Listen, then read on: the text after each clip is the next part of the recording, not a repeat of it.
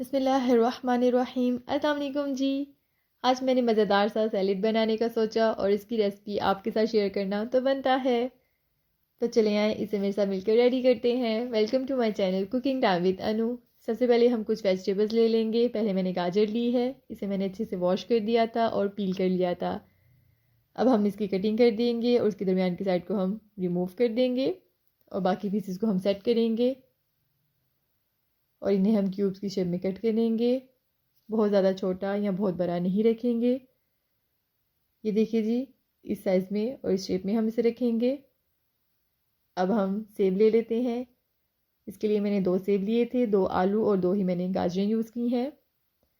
इसमें मैं थोड़े से मटर यूज़ करूँगी और थोड़ी सी मैक्रोनीज़ यूज़ करूँगी। आलू, गाजर, मटर और मैक्रोनीज़ को हम बॉयल कर लेंगे। आपकी वेजिटेबल्स और फ्रूट्स की बहुत ज़बरदस्त सी कटिंग होनी चाहिए।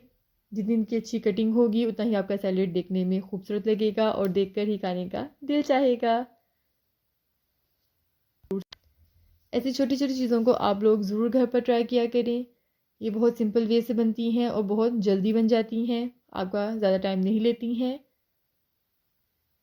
और बाज़ार की चीज़ों से तो कहीं गुना बेहतर बनती हैं। ये देखिए जी, हमारे आलू की कटिंग हो चुकी है।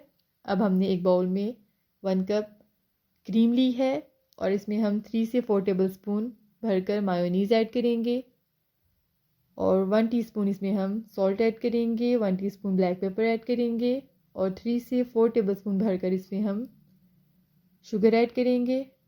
इन सब चीज़ों को अच्छे से मिक्स करेंगे, अच्छे से हम इन्हें फेंट लेंगे।